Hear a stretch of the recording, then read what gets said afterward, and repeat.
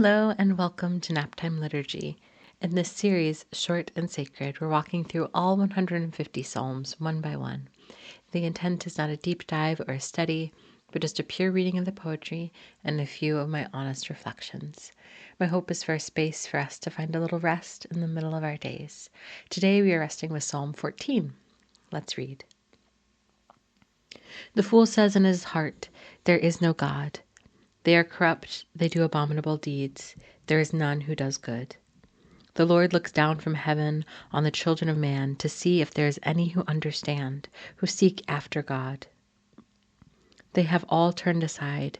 Together they have become corrupt. There is none who does good, not even one. Have they no knowledge, all the evildoers, who eat up my people as they eat bread, and do not call upon the Lord? There they are in great terror, for God is with the generation of the righteous. You would shame the plans of the poor, but the Lord is his refuge. Oh, that salvation for Israel would come out of Zion. When the Lord restores the fortunes of his people, let Jacob rejoice, let Israel be glad.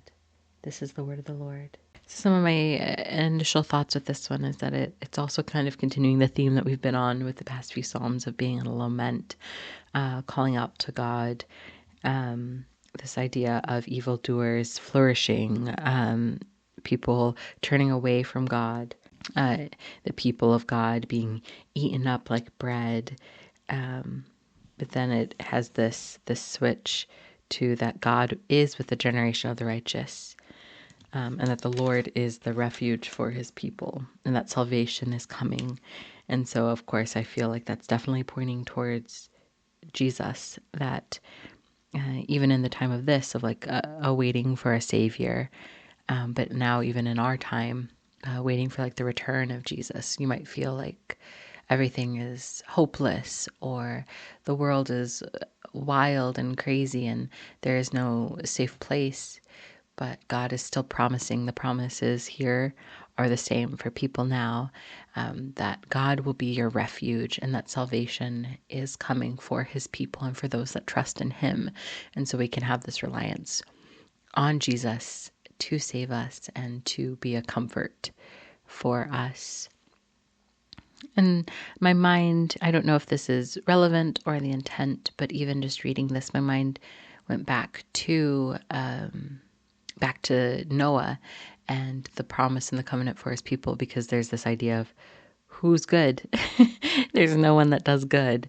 So let me just wipe out. But then God, remembering his promise, kept the righteous, being Noah, and then the bloodline as well, to keep the people going. And then he makes this promise to never to send the flood again. And so this idea of the Lord looking down and knowing the heart of the people, and that he is looking for those that are seeking after God, people that have not turned aside, that are not corrupt. And so I think this is in a lot of ways a comfort, because you hope that the labor that you're doing is not in vain, that the work, that what you're pursuing will bear fruit, and God's promise is still there, that yes, that God is here. He would be your refuge, that God is with the generation of the righteous, and that salvation is coming. As we read Psalm 14 today, was there any word or phrase or theme that felt like it was written just for you in this moment?